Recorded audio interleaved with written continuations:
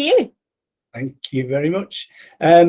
Okay, so I'm Pete Savage. I have been around IT for far too long. I'd have to look at my CV to quite remember when I started. I started in the days when you see in old films now with the big tape reels and as a computer operator and putting tapes on and running around and taking discs out when disc space was an absolute fortune, and a long time ago.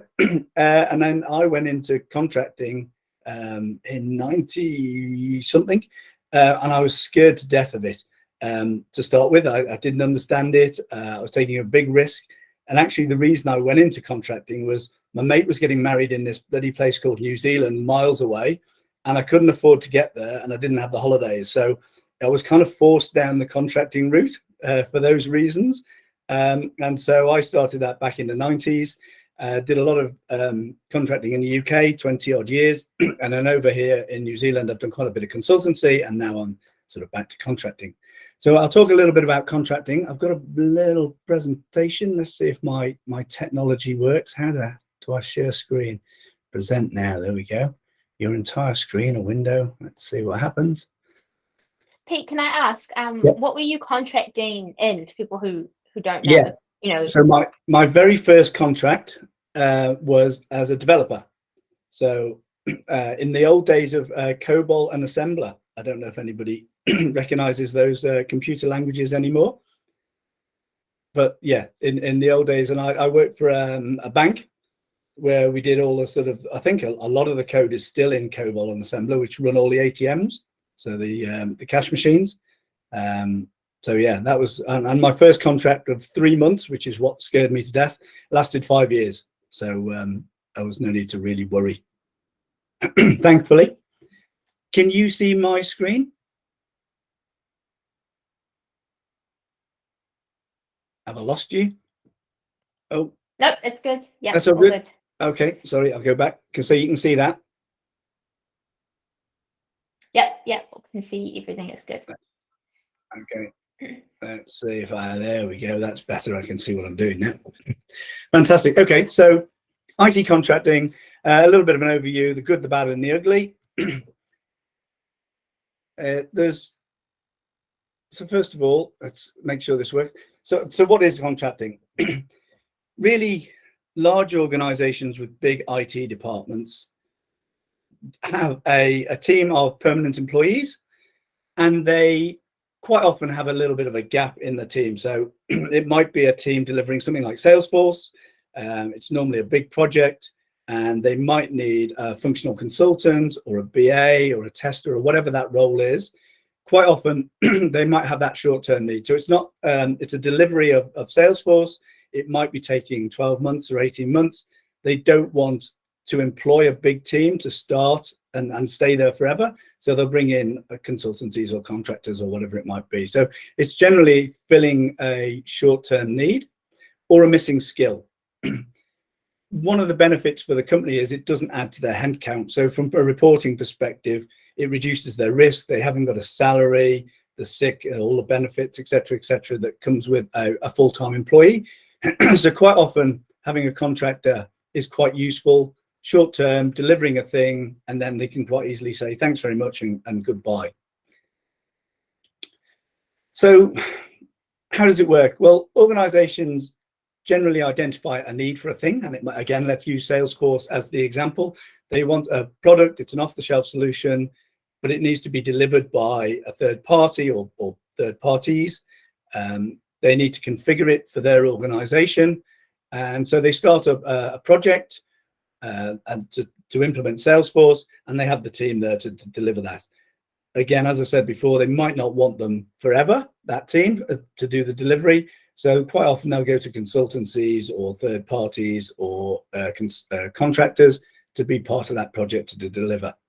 Other sort of examples are, there might be a company that wants to experiment with something. They might want to do something quite new and nuanced. It might want to use a new technology that they haven't necessarily got in-house. So they'll do a little experiment. They might get the skills in from contractors who have that particular skill. Try that little experiment, see if it works. If it does, then they might bring in permanent members of staff and build a team then to support that going forwards. Or they might say, that didn't work, let's scrap it, thanks very much, contractors, goodbye. So it's short-term sort of pieces of work, really, and by short-term, that could be up to sort of 18 months. When the organization goes out to the market to fill these roles, obviously permanent roles is consideration, consultancies is a consideration, and you tend to find with off-the-shelf solutions like Salesforce, Dynamics 365, NetSuite, whatever, they generally go to consultancies. Those consultancies normally have a team that go around different customers and deliver those, and they normally come up with a price structure, a timeline, and how they deliver that. Quite often those consultancies go to the contract market to fulfill that need, so there's a good place to find some work, or they go to the contract market, or it can be a combination of all three.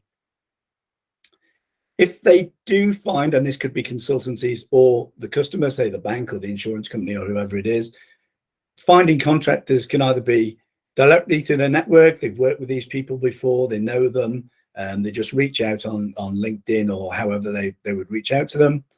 Quite often you see advertising on Seek. You specifically need to look for contract roles. Quite often they're under agencies. So there's lots of agencies out there. And this is something that Resourcefully is trying to disrupt the market a little bit and enable companies to go direct to contractors, saving time and money in that regard. So contracting isn't for everybody. There is an element of risk. You are set up by yourself. Often it's a sole trader or a limited company. There are sort of slight nuances on that. Within the UK, which I worked in for quite a while, limited company was really the only way that other companies would want to engage with you.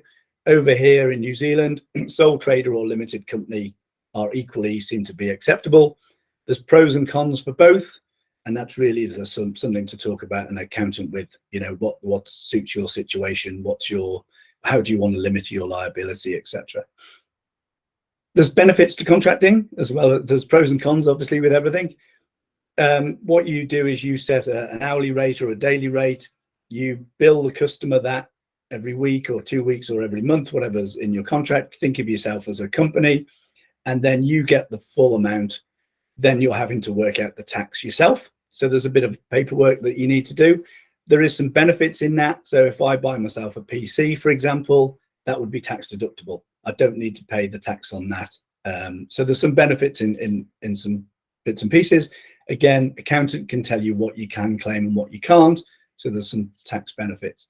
There's also the benefit of flexibility. As a contractor, I might go to a bank for 3 months or 6 months and deliver a piece of work.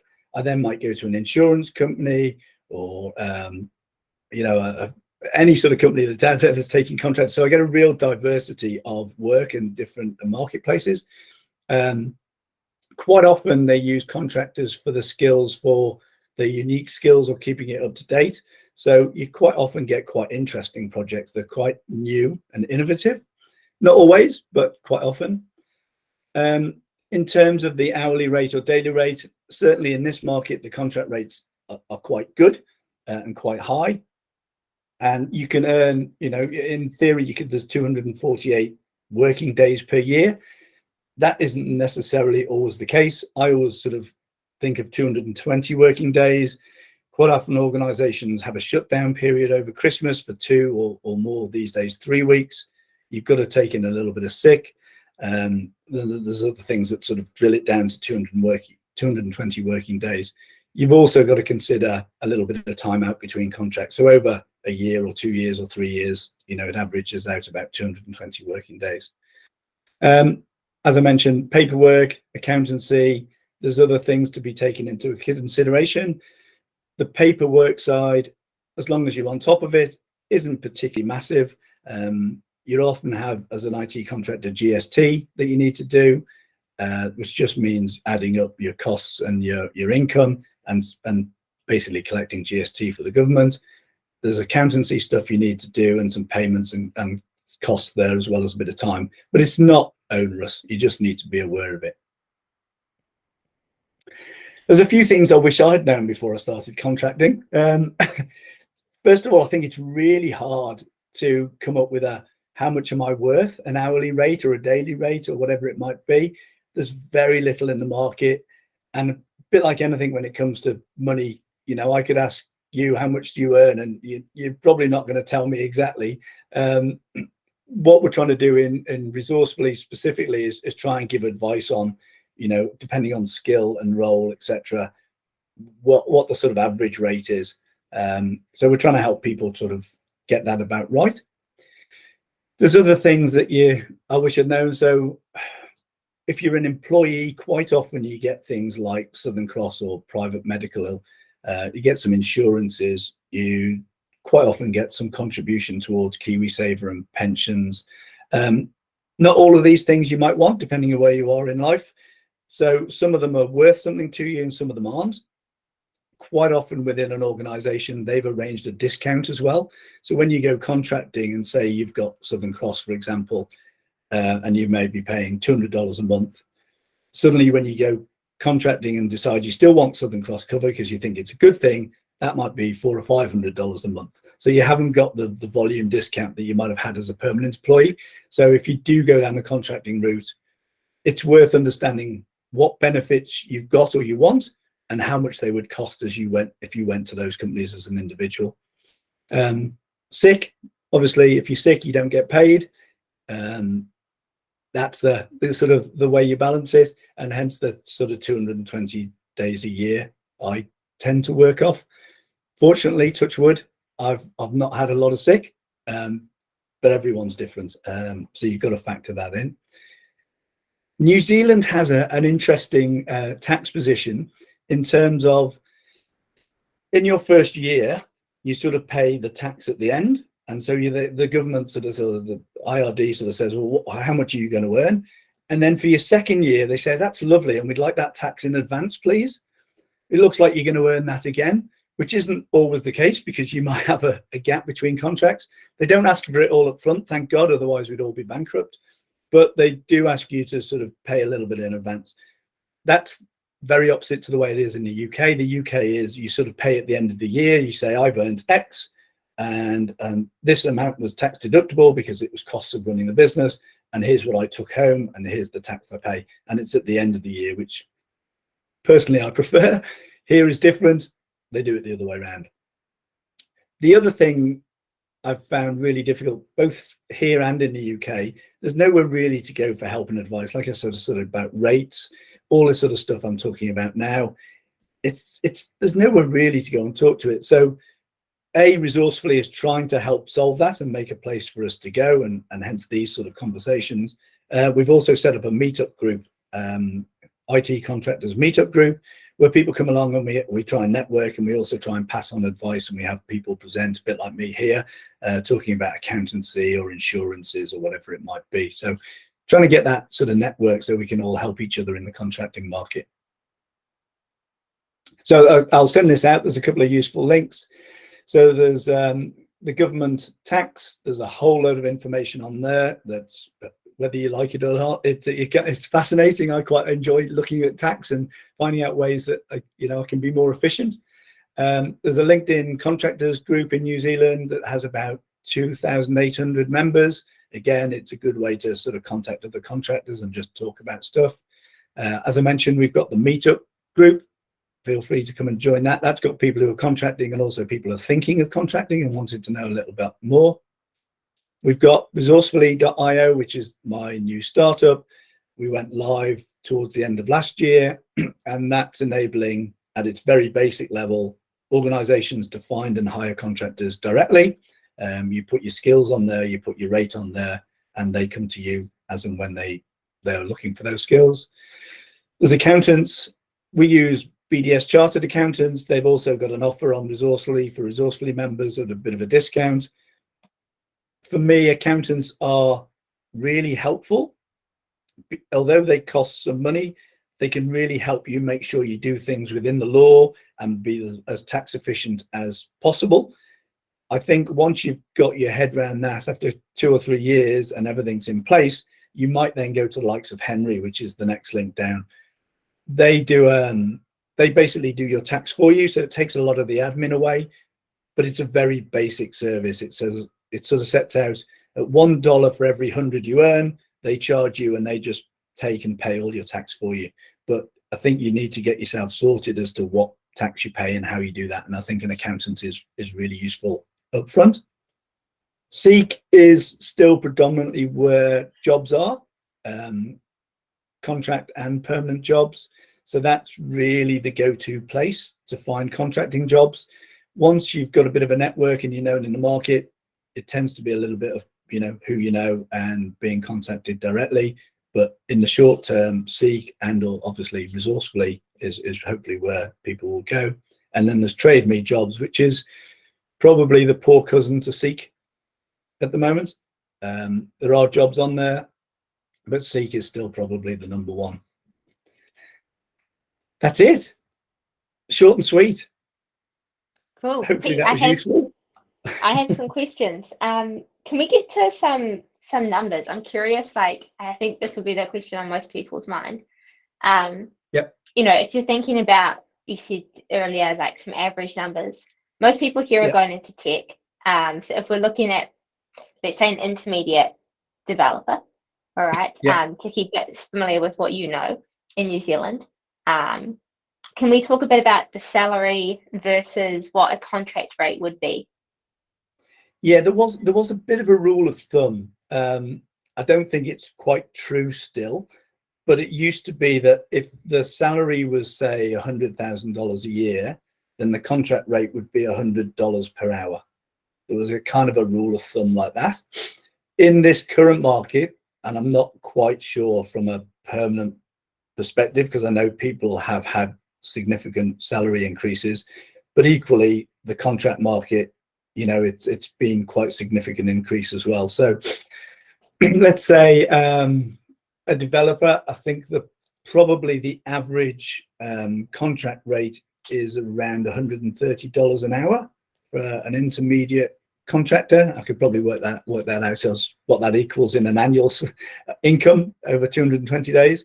But it's not a bad income at all.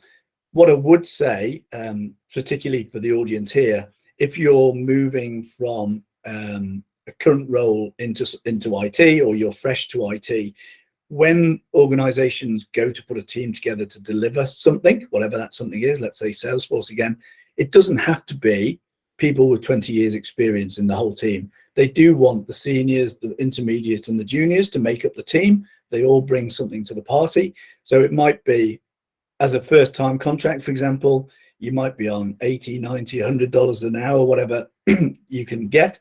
And the seniors might be on $150, $200 an hour, who knows? But they do need a mix. They don't want it to all be, everyone at that significant experience. A, it's probably not affordable, but B, they don't need that sort of skill set across the lot. So hopefully that answers the question. Yeah, I think that helps to just solidify, I think, a bit of the reason why people go into contracting. There's a good question here from Abby, which says, what do future employers think of contract work on a resume if you decide to move from contracting back into a permanent role? I don't think anyone's upset either way there. I think it depends on circumstances. I'm on a particular piece of work at the moment where the organization is going around all the contractors saying, hey, we like you, would you like to go permanent? And some it's right for and some it isn't. People flip from permanent to contract to permanent again. I don't think anyone's really got an opinion. I think the only red flag I ever see is if I see a contractor who goes 3 months, 3 months, 3 months, 3 months, 3 months, i.e. I've got my initial 3 months, they didn't like me, I went on to the next one, I did my 3 months and they didn't renew. So that's normally a red flag. And there might be genuine reasons for that sometimes.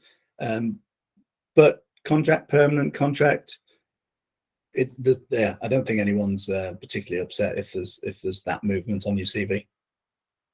Very cool. And so in between contracts, what do you think is an average sort of time that it might take? Like if you finish one contract, is there a sort of time, like if people are expecting, I think it would only take me a week, for example, and they Yeah. might freak out if it takes them a month. So I'm just thinking, if we're to set a bit of expectation around what should you be comfortable with. Yeah. And it really depends on the market and the market conditions. So in my time as contracting, I've had times when I've gone, oh my God, I need to find some work tomorrow or I'm in trouble. And then I've taken a year out and gone around the world. And I've had everything in between. So what you need to do is you need to put some money aside and for a rainy day. And we seem to be having quite a lot of those at the moment. But you generally know your contract's coming to an end. So you'll start reaching out into the market and looking. Even if you land a job, normally the internal process within an organization can take at least 2 or 3 weeks to go through the process, credit checks, reference checks, their internal processes, which sometimes can be just awful and really long-winded. If you sort of gave yourself a month to 6 weeks, I think that would probably be a sensible thing to put in your back pocket to make sure you could live for that long before. And remember, once you've started and you do your first month, you then send your invoice in. So then you've still got a couple of weeks to wait for that money to come through. So maybe allow for 2 months. Yeah, it sounds about right, I think. Very cool. Do you find that, before I ask, Centeno's got a question here. Is it pretty consistent throughout the year that employers are looking for contracts, or are there certain peaks where an influx of opportunities arise? Yeah, there's definitely a few peaks, although I'd say in the current market, there doesn't seem to be the peaks and troughs that we normally have.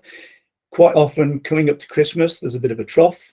Everyone winds down, they're all on Christmas parties, they're not really interested in hiring someone. And if they do hire someone, they're probably going to come in and go off on when they have the sort of lockdown, not lockdown, but sort of everyone goes off site for 2 or 3 weeks. So they tend to not bother. Then it tends to take a little bit of time for people then to come back into the office, all the hiring managers and people to go through the process of, yes, we need someone, and then going out to market, etc., etc. So the world generally doesn't wake up again until February. That hasn't really happened in the last couple of years. The recruitment has just gone on and on. I think the lack of the borders being open, the just being that demand for IT skills, we haven't really seen in the last couple of years that there's sort of peaks and troughs that we'd normally expect. Yeah. Also, another question in the chat from Jess. Which role would be easier for juniors to get as their first job, a contractor or a permanent role?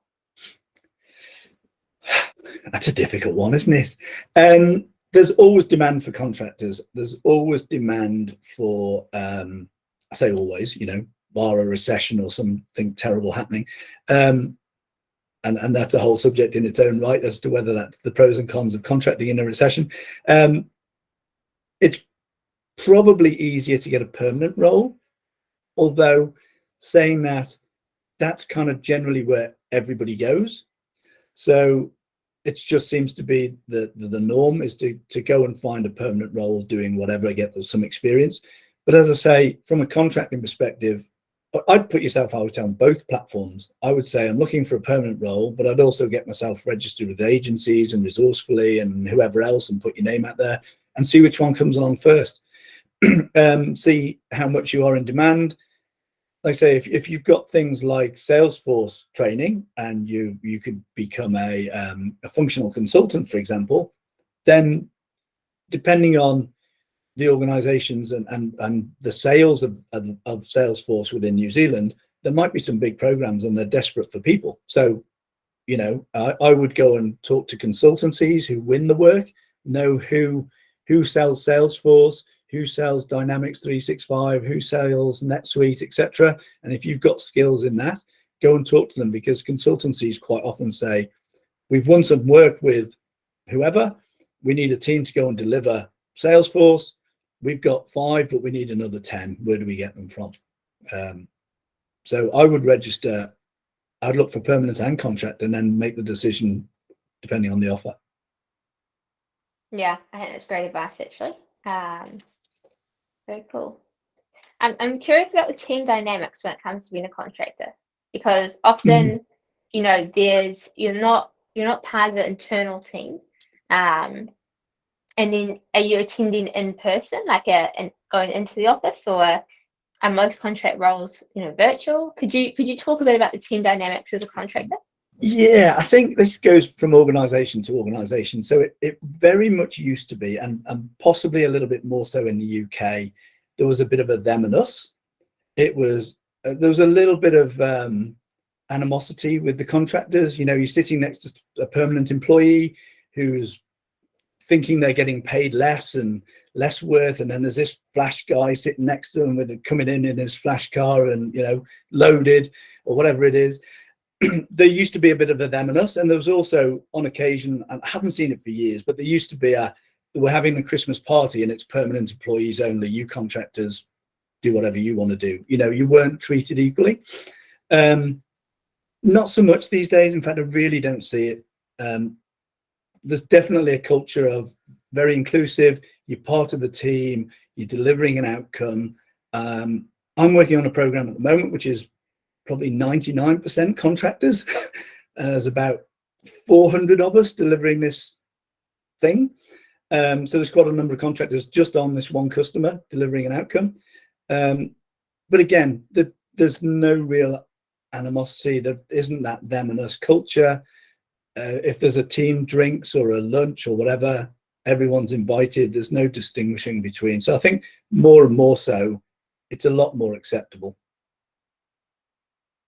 Do you think that's come up with a rise in just the number of contractors, or are we seeing more people going into contracting or less? I think more are certainly at the moment. I think the cost of living, just things are unaffordable. I think the rates going up the way they are. I've certainly had a lot more people say, "Hey, Pete, I'm thinking about contracting. Can you tell me what's the good and the bad? Should I do it? Shouldn't I do it?" And essentially, I give them the presentation I've just given you, which is, there's pros and cons. It's not for everybody. It can be very lucrative. I think you tend to be doing it for the money and the flexibility, and you tend not to keep up with training and all the other good things and your pensions and the stuff that maybe you should do. So we're again at Resourcefully, we're trying to address that and balance that. But certainly it's there's more people, I think, looking at contracting purely, I think, just from an affordability perspective. Yeah, I think so. I think that the layoffs as well, there's been a lot of layoffs recently, which is probably shaking quite a few people's perspective of job security as a full-time employee. Which then makes you think, well, why not do contracting? And quite often, if there's layoffs, but the company still needs to deliver some stuff or maintain some stuff, quite often they'll go to the contract market because it's easier to let go. You haven't got the HR and the permanent employee and all the overheads and costs associated with that. So, as I said, organizations sometimes do a little experiment and they'll get some contractors in, or they'll get some in for that flexibility, come in, do something and then go. Certainly in a recession, that's one of the arguments for contracting is, there's some uncertainty. Organizations might say, well, let's get some contractors in to do that. In theory, it costs a little bit more, and there's a whole argument about why that isn't necessarily the case, but it gives them that flexibility to say, the work has stopped, there's no more, go away. Yeah. Awesome. Any other questions that anyone wants to ask Pete while he's here about contracting or getting started? I might just ask, is the application process to be a contractor any different from that of applying for a permanent role? I think the only difference I really see is there's a little bit more rigor around the permanent employee. From a contractor's perspective, they're saying, can you do this job? Do your skills mean that you can deliver this thing? There's an element of cultural fit because you're going to join a team like anybody else, but they don't really. I see with contractors, it tends to be one interview, and you tend to talk to the project manager or the hiring manager or someone, and they say, yeah, you seem like you know what you're doing, and you seem to be a good fit for the team. We know you're not here forever. as a permanent employee, there might be rounds of HR and culture fit and a lot more involved, because once you're in, you're kind of in, and they want to make sure you're a good fit for the company and a good fit for the team. So it's probably less so from a contractor's perspective. Yeah, awesome. Another question here from Jess. Do you think that ChatGPT or AI tech would decrease the demand for certain IT roles? I have no idea. I think it's a bit like, you know, when the motor car was invented and computers were coming, or cars were coming along, and then it was going to ruin everyone's career. And they wouldn't, well, we've suddenly got garages and techs and mechanics and coming out the wazoo. So who knows where that's going to go? But I think when things like that come along, it tends to spawn a whole new industry and a whole new set of skills. So the honest answer is I don't know, but I doubt it. Yeah, very cool. Very cool. Curious, Pete, what's the shortest and the longest contract roles you've had? The longest was probably my first one, I think, when it was a 3-month contract that I was there for 5 years. Trying to think of my shortest. My shortest was probably when I upset someone and they told me to bugger off. I don't know, maybe 6 months, 9 months. How'd you upset them? What'd you do? Sorry? How'd you upset them? Oh, I probably told them stuff they didn't want to hear, and it didn't fit with, you know, what they were reporting up. So I'm quite often in the QA space, the testing space. So quite often we sort of reflect reality, and we say, you know, it's all looking a bit rubbish, and, you know, maybe we don't sugarcoat it too much. So they don't generally like that. So you have to be very political when it comes to testing. Yeah, for sure. All right, Peru is saying, what's your thoughts on the recent layoffs and its impact on the New Zealand IT job market or the tech industry in general? So yeah, we're seeing quite a lot in the news, predominantly US based. I think, you know, your Googles and your big names. I really don't know what the ripple effect is going to be. Again, if I'm trying to think of Resourcefully, I'd love those people to register on Resourcefully, and then they'll be available to organizations around the world. We're not quite there yet. I don't know. I think we've got a different market here. I think we're going to be protected to some degree. There's still lots of stuff that needs to be done. There's still lots of organizations wanting to deliver stuff. We've got things like in the market at the moment, Mercury and Trustpower merger. We've got 2 Degrees and can't remember who it was merging. So those create big IT programs of work where they have to merge the technologies together. We've got banks doing lots of compliance stuff. There's Basel III and there's BS11 and all those sort of things. So there's still lots of stuff that happens that needs to be done. We probably don't have a lot of your Facebooks and your Googles here that are, you know, laying off in a whim. So I don't know is the honest answer. I think if there's a ripple effect, it will be a small ripple when it gets to New Zealand rather than a tsunami, hopefully. Yeah, I think I'd second that for sure. Awesome. Any other questions from the floor?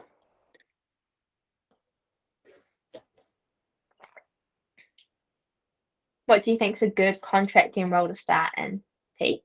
If you had to look at what's been hired a lot in the contract space.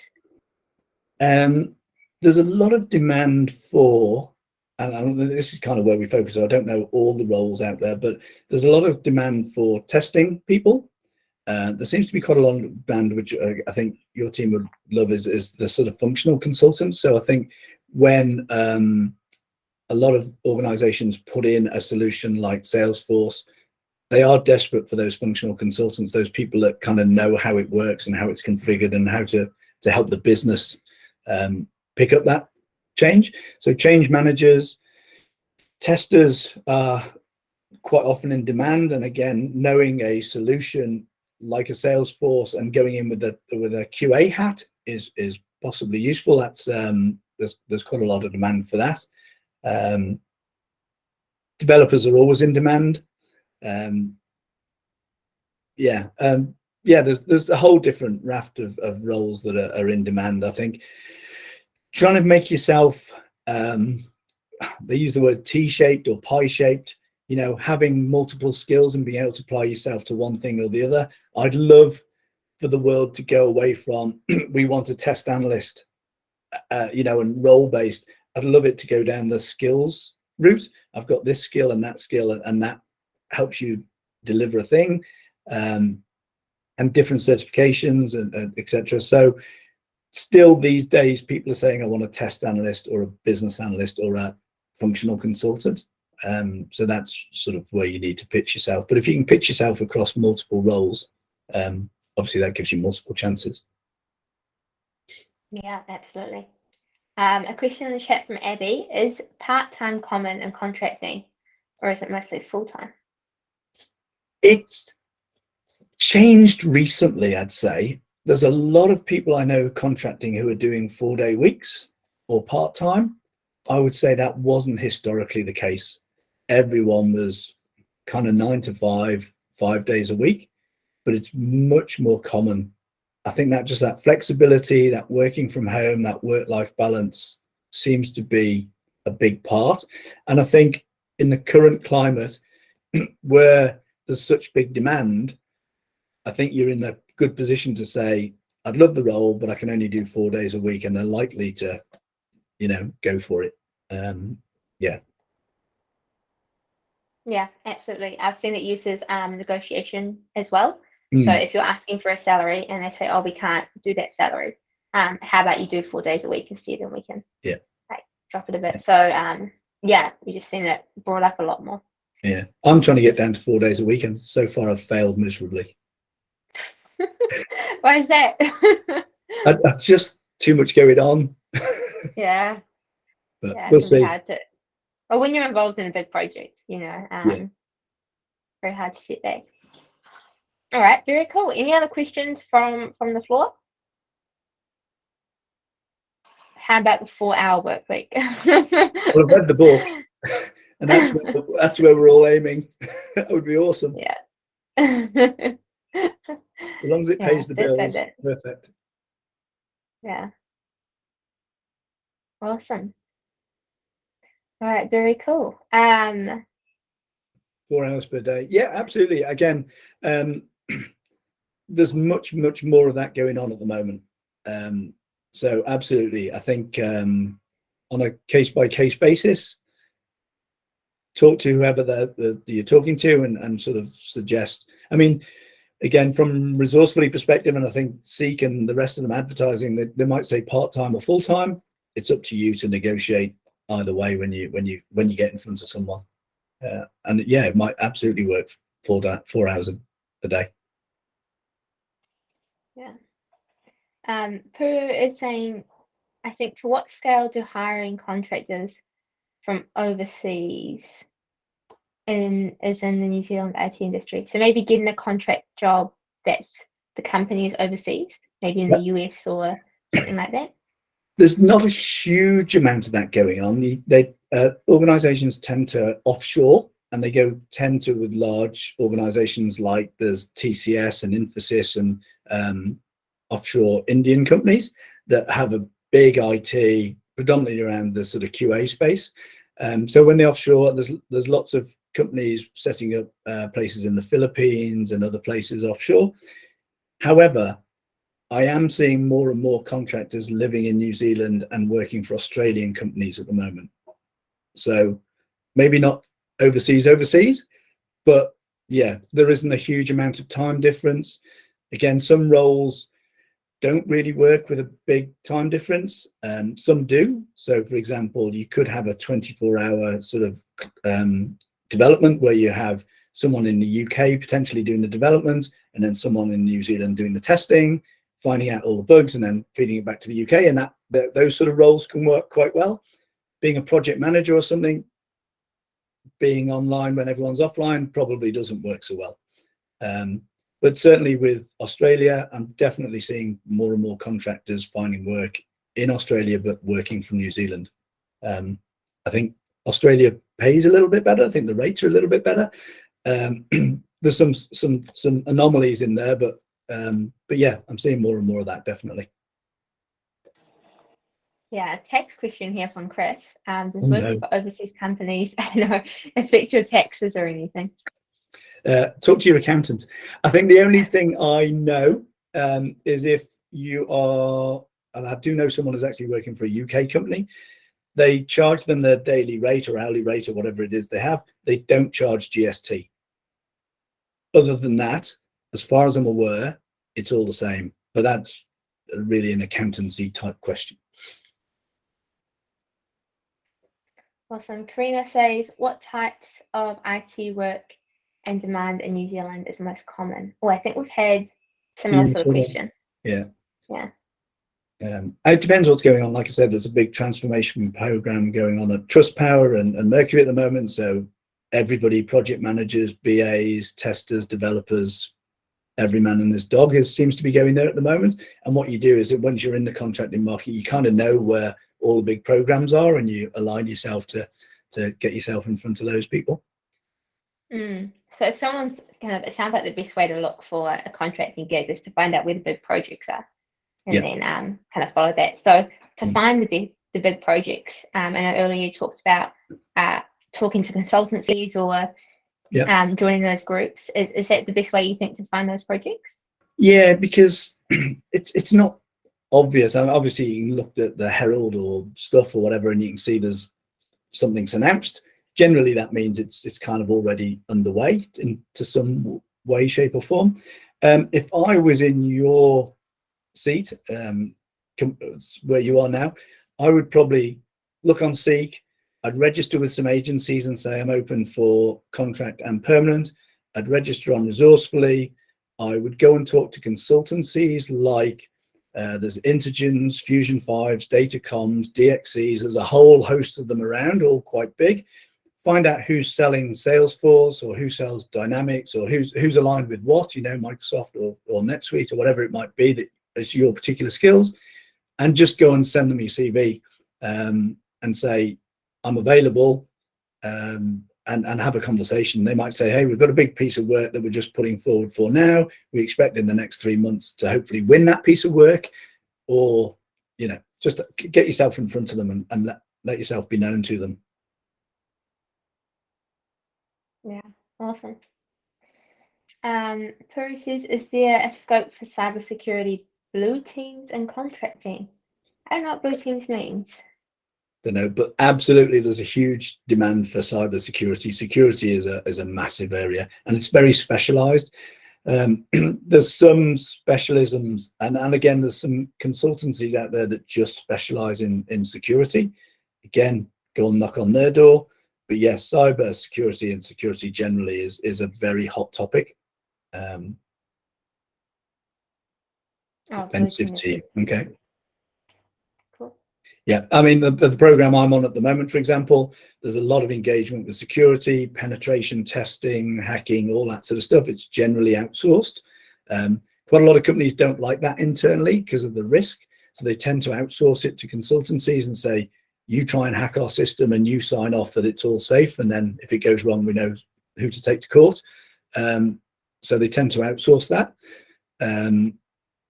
So yeah, go and knock on consultancies. And if you're interested in cybersecurity, yeah, there's a huge demand for that. Yeah.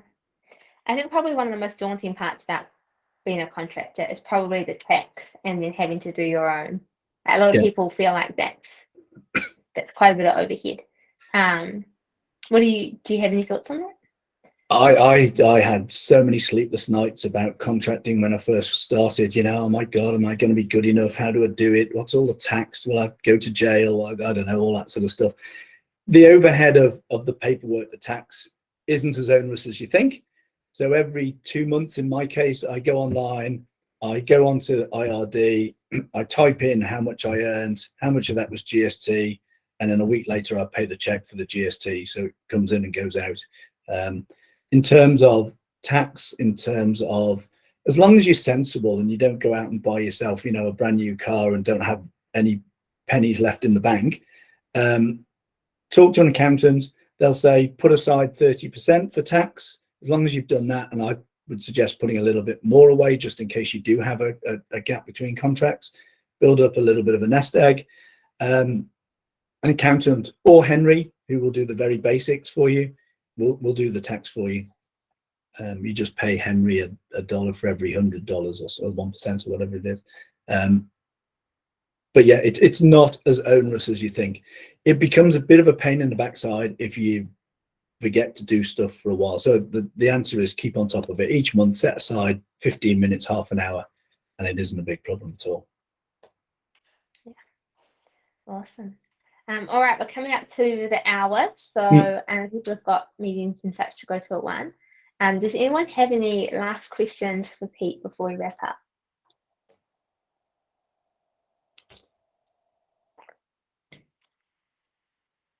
No? Okay. I would say get yourself on LinkedIn, get a personal profile, get yourself, you branded, reach out to consultancies, be open to permanent or contract work. And at the end of the day, decide which one comes along and if that's something you want to do. More than happy for you to connect with me or reach out separately on LinkedIn or however. Yeah, happy to help if I can. Awesome. Thank you so much, Pete. Very cool session. And everyone has learned a bit about what contracting involves and how to get started. So hopefully everyone will go and be searching for contracting and contracting contracts, which would be Welcome awesome. to my world. Yeah, awesome. Yeah, exactly. All right. Thanks so much, Pete. And everyone else, we'll see you next time. Thank you. See you all. Bye. Catch you later.